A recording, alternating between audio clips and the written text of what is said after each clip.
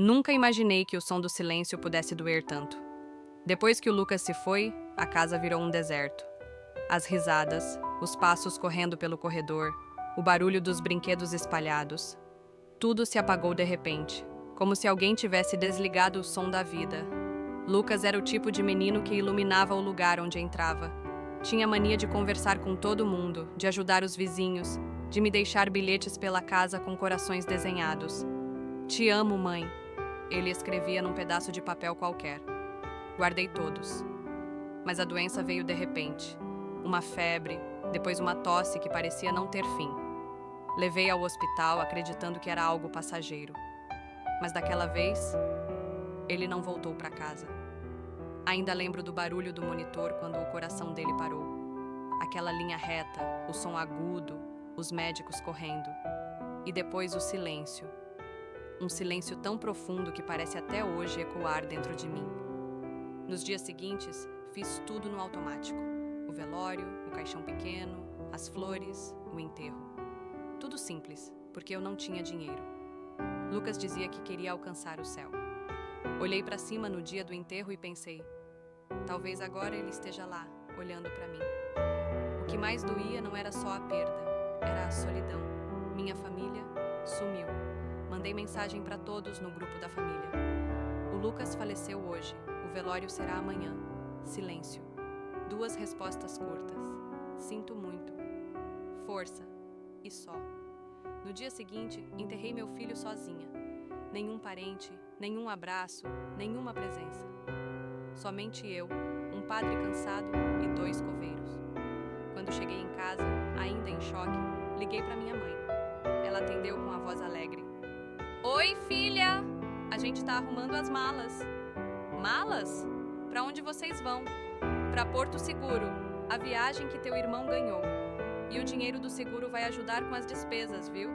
Assim a gente relaxa um pouco." Por um instante, achei que tinha ouvido errado. "O quê?"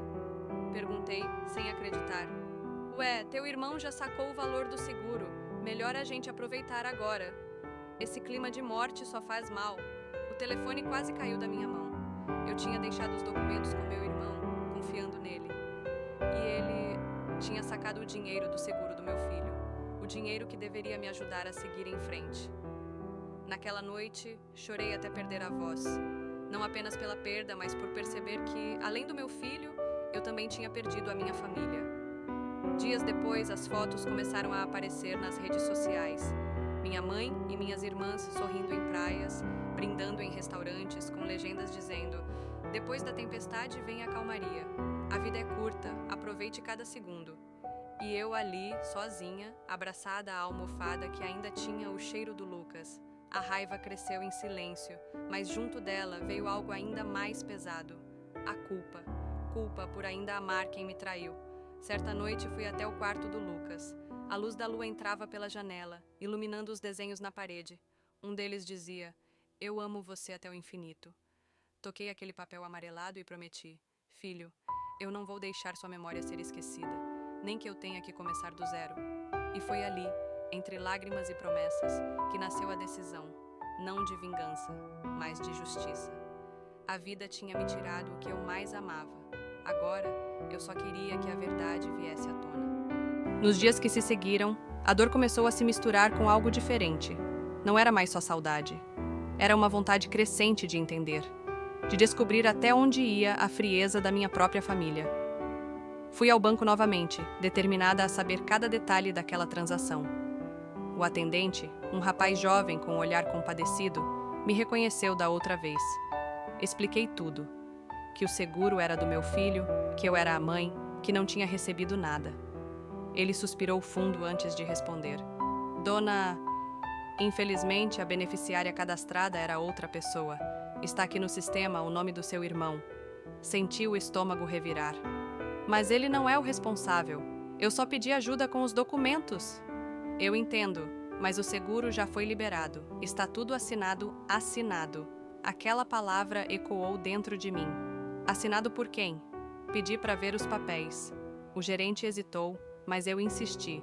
E quando ele virou a tela do computador, vi ali uma assinatura falsa, um rabisco torto tentando imitar a minha letra. O coração disparou. Meu próprio irmão falsificou a minha assinatura. Saí do banco tremendo, sentindo uma mistura de ódio e vergonha.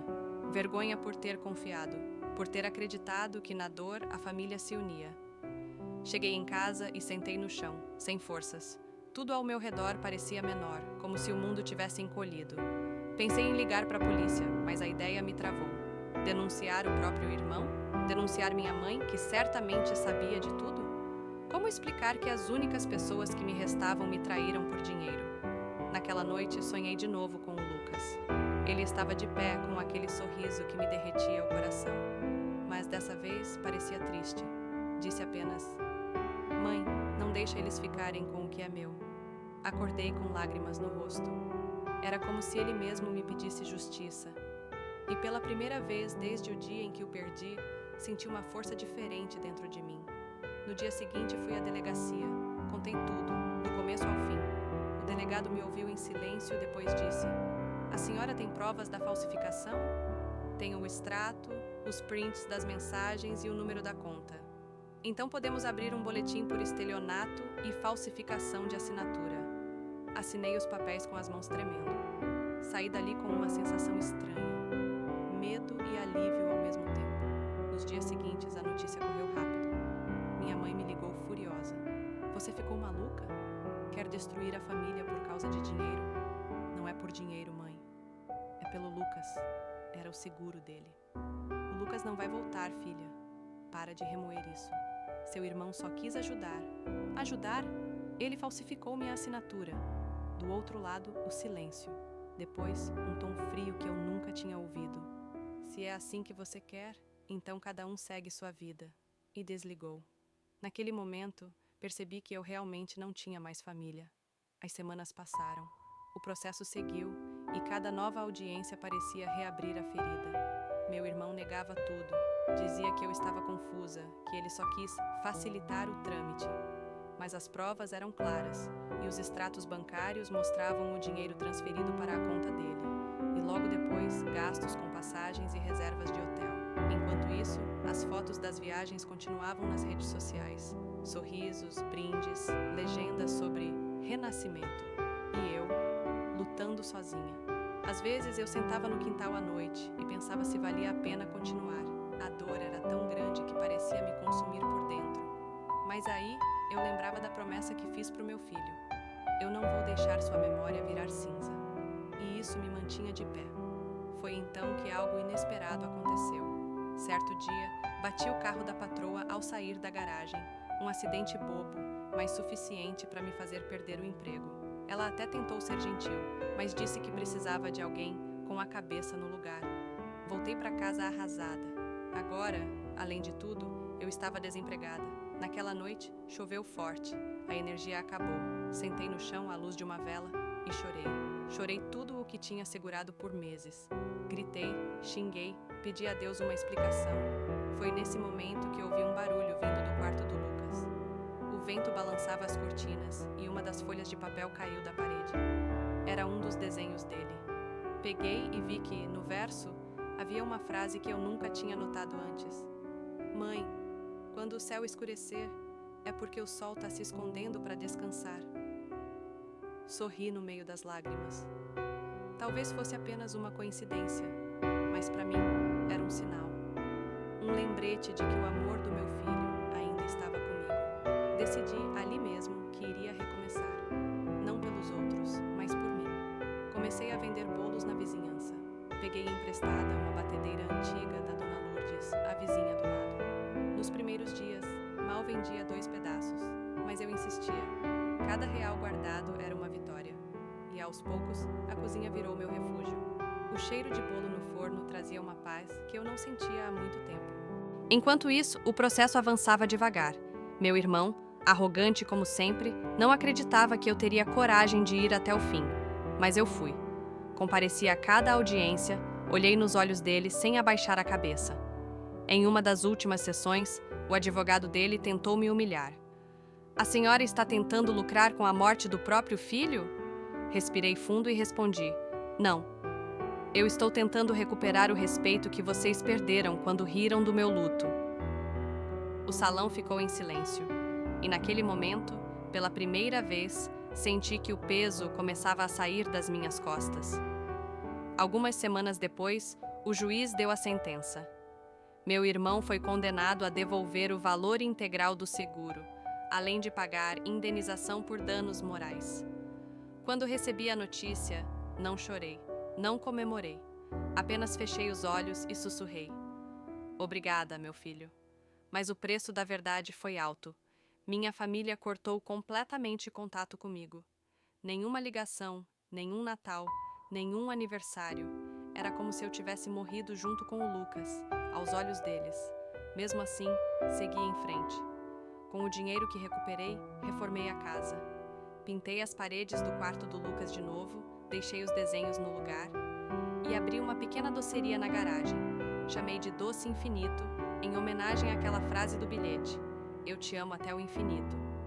Aos poucos, os vizinhos voltaram a sorrir para mim. Alguns vinham comprar bolo, outros apenas para conversar. A solidão começou a dar lugar à esperança. Mas, no fundo, eu sabia. A vida ainda não tinha terminado de me testar. 1 ano depois da sentença, recebi uma mensagem inesperada no celular. Era da minha mãe. "Filha, precisamos conversar. É urgente." Fiquei paralisada. O coração disparou. Depois de tudo, o que mais eles poderiam querer? Respirei fundo e respondi: "Sobre o quê?" Demorou alguns minutos até chegar a resposta. "Seu irmão perdeu tudo. A empresa faliu e eles estão sendo despejados. Não tem para onde ir." Olhei para a tela do celular e senti um arrepio subir pela espinha. Era como se o destino tivesse dado uma volta completa, um ciclo se fechando. Mas o que eu faria com isso? Ainda não sabia. Passei a noite olhando para aquela mensagem. As palavras da minha mãe piscavam na tela como um fantasma. "Seu irmão perdeu tudo.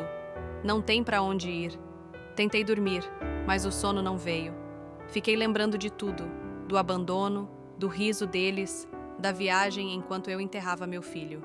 Agora, o destino parecia querer me colocar diante deles de novo. De manhã, o cheiro do bolo de fubá encheu a cozinha. Meu ritual de todos os dias. Mas, naquele dia, a paz que o cheiro trazia não bastou. Dona Lourdes, a vizinha, apareceu na janela. "Tá tudo bem, menina?" Tá com uma cara triste. "Minha mãe mandou mensagem. Eles estão sem casa." Ela suspirou. "O mundo gira, às vezes volta direitinho pro ponto que começou, a sentir, mexendo na massa." Mas o coração não se aquietava. Por volta do meio-dia, ouvi batidas no portão. Olhei pela janela e vi um carro velho parado. Lá estavam eles. Minha mãe, o rosto cansado. Meu irmão, abatido. A cunhada, com uma criança no colo. Meu primeiro impulso foi não abrir, mas acabei indo. "O que vocês querem?" Minha mãe deu um passo à frente. "Filha, a gente precisa de um lugar para ficar. Só por uns dias." Cruzei os braços. "E por que eu? Não tem amigos?" Ela abaixou os olhos. "Ninguém quis ajudar. Você é a única com casa." Meu irmão não dizia nada. Pela primeira vez, vi arrependimento no rosto dele. "Vocês lembram quando o Lucas morreu?" Perguntei. Silêncio. "Eu enterrei meu filho sozinha. Enquanto vocês brindavam numa praia, minha mãe chorou." "Eu errei, filha. Não tem desculpa. Mas, por favor, me deixa um canto para dormir." O ódio e a lembrança da infância brigavam dentro de mim. Suspirei. "Podem ficar." 1 semana. Depois, quero a casa vazia. Ela assentiu, aliviada. "Obrigada. Você é melhor do que a gente merece." Deixei que ficassem no quarto dos fundos, o que fora do Lucas. Doía, mas parecia o certo. Nos primeiros dias, quase não falávamos. Minha mãe ajudava na cozinha, meu irmão saía cedo, a cunhada cuidava do filho. Mas o ar da casa parecia pesado, carregado de lembranças. Uma noite, ouvi minha mãe rezando no quarto. Falava o nome do Lucas. Parei na porta, o coração apertado. Talvez fosse sincero, talvez não, mas era a primeira vez que ela dizia o nome dele desde o funeral. No 5º dia, meu irmão me chamou para a varanda. O céu estava limpo. Ele respirou fundo. "Nada que eu diga apaga o que fiz. Fui um covarde. Achei que o dinheiro ia aliviar a dor, mas só piorei tudo." Fiquei calada. Quando perdi tudo, lembrei do Lucas. Pensei que fosse castigo. As palavras me atingiram. Ele parecia quebrado. Castigo ou não, respondi. O que doeu não foi o dinheiro, foi ver vocês apagarem a memória dele. Ele chorou. Eu lembro dele todos os dias. O silêncio tomou conta. Olhei para o céu e imaginei o Lucas sorrindo, como se dissesse: já chega, mãe. Mas eu ainda não sabia se conseguia perdoar. Na manhã seguinte, encontrei minha mãe na cozinha. Ela me olhou e disse: você nunca mais foi no cemitério, né? Não consigo. Ele gostaria que fosse. As palavras ficaram ecoando. À tarde, sem planejar, fui. O cemitério estava vazio, o sol se pondo. As flores que deixei meses antes estavam secas. Sentei ao lado da lápide e falei baixinho: eles estão aqui, filho, perdidos como eu estive. Não sei se posso perdoar, mas estou tentando. Uma brisa leve passou. Senti um arrepio bom, como se alguém tocasse meu cabelo. Talvez fosse só o vento, ou talvez fosse ele. Voltei para casa mais leve. Naquela noite, dormi sem chorar. A primeira vez em muito tempo. De manhã, encontrei minha mãe arrumando as malas. Vamos embora hoje, filha. Já conseguimos um lugar simples. Achei que ficassem mais. Ela sorriu. Você nos deu mais do que merecíamos. Me abraçou devagar, como se tivesse medo de quebrar o momento. Meu irmão também se aproximou, agradeceu em silêncio. E foram embora. Fiquei na porta, vendo o carro sumir na esquina. A casa ficou silenciosa. Mas era um silêncio diferente, não de vazio, e sim de paz. Senti que o ciclo se fechava, mas eu ainda não sabia que, semanas depois, o destino guardava uma última reviravolta para mim. Os dias voltaram ao silêncio, mas agora ele era diferente. Não doía mais. Era um silêncio de descanso, como se a casa finalmente tivesse respirado depois de anos presa no ar pesado da dor. A rotina retomou seu curso. Acordar cedo, cuidar do jardim, fazer o café e observar o nascer do sol pela janela. Às vezes, parecia que o Lucas ainda estava por ali, escondido entre as plantas, pronto para me assustar com aquele sorrisinho de canto. Certa manhã, encontrei no portão um envelope amassado, sem remetente. Dentro havia uma carta escrita à mão. O traço era do meu irmão. Mana, estamos bem. Conseguimos um cantinho para recomeçar. Mãe fala do Lucas todos os dias. Ela diz que o castigo foi merecido, mas que Deus usou você para mostrar o que é perdão de verdade. Eu ainda não me perdoei, mas talvez um dia consiga. Obrigado por abrir a porta, mesmo quando tinha todos os motivos para não abrir. Se o céu tem som, aposto que o riso do Lucas ainda ecoa por aí. Teu irmão, guardei a carta na gaveta do quarto do Lucas, junto com os bilhetes que ele me deixava. Por um momento, percebi que a dor se transformara em algo mais suave, quase como uma lembrança boa. Naquela noite, sonhei com ele. Estávamos no quintal, o céu cheio de estrelas. Ele olhava para mim e dizia: "Viu, mãe? Você conseguiu." Acordei com os olhos marejados e uma paz que não sentia há muito tempo. Os dias seguintes foram tranquilos. Voltei a trabalhar, comecei a costurar para fora, a cuidar das flores e pouco a pouco a viver. Mas a vida sempre guarda um último gesto, uma forma de dizer que tudo se encerrou. Numa tarde de domingo, chovia leve. Peguei o carro e decidi visitar o cemitério. Levei flores novas, brancas, como ele gostava. O vento balançava as árvores e o chão estava coberto de folhas molhadas. Cheguei ao túmulo e notei algo diferente. No mármore havia um brinquedinho de plástico, um carrinho vermelho, igual ao que o Lucas sempre carregava no bolso. Mas aquele eu não tinha deixado. Olhei em volta, sem ver ninguém. Peguei o carrinho nas mãos e senti o coração disparar. Talvez fosse coincidência, ou talvez um sinal. Enquanto ajeitava as flores, uma senhora idosa apareceu. "Você é a mãe do menininho, né?" Assenti. Meu neto gostava de brincar aqui perto. Disse que um menino de camiseta azul sempre ficava sentado, rindo, perto desse túmulo. Disse que ele pediu para deixar esse carrinho para a mãe dele. Senti as pernas fraquejarem. Olhei para a pedra fria e o mundo pareceu parar. Um arrepio percorreu meu corpo inteiro e as lágrimas vieram sem aviso. "Obrigada, dona." Tentei dizer, mas a voz não saía. A senhora sorriu de leve. Ele disse que o menino tem um sorriso bonito e que não precisa mais chorar. Ela se afastou devagar, com o guarda-chuva tremendo nas mãos, e eu fiquei ali, ajoelhada na chuva, segurando aquele carrinho. Aquele pequeno pedaço de plástico valia mais que qualquer perdão, qualquer palavra. Era o sinal que eu precisava.